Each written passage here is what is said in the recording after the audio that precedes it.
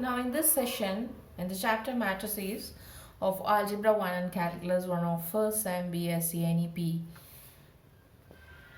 we are going to do the session 7, inverse of a matrix by elementary operations. So we are going to do the elementary operations to find the inverse of the matrix.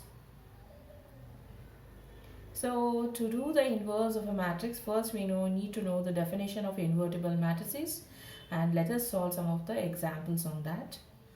So firstly, the definition of invertible matrices. What is the definition of invertible matrices? If A is a square matrix, if A is a square matrix of order m, and if there exists another square matrix B of the same order m, such that AB is equal to BA is equal to identity matrix, then B is called inverse of the matrix, or inverse of the matrix of A, and we denote B as A inverse. So A inverse and A are both invertible. So this is the definition of invertible of a matrices. So invertible of a matrices says, if we have a matrix, square matrix of order m, and then we have another matrix B, also square matrix of order m, then we are able to write AB is equal to BA is equal to identity. Then B is called the inverse of the matrix A, and B is equal to A inverse.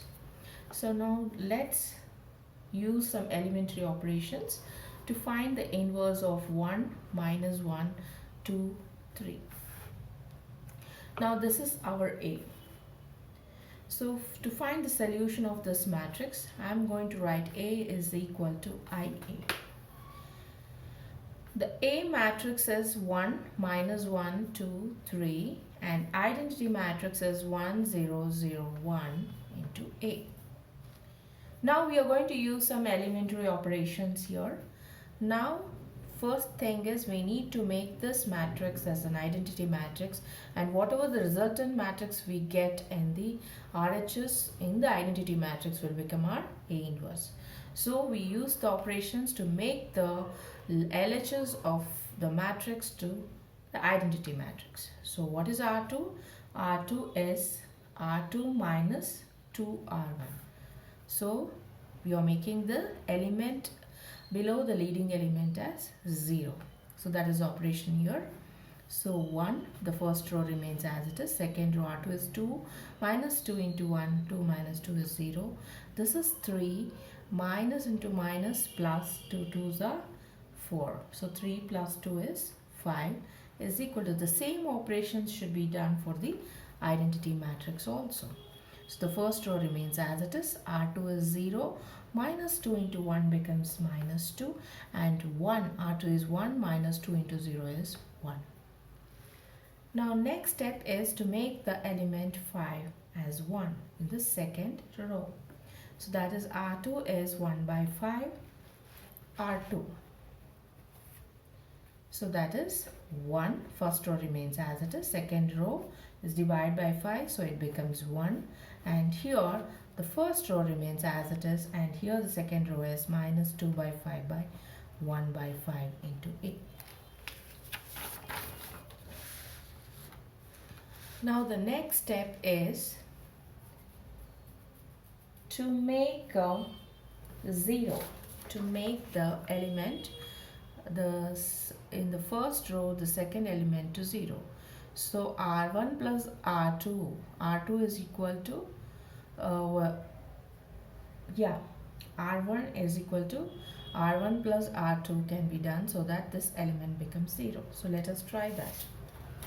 So it will be R1 is equal to R1 plus R2.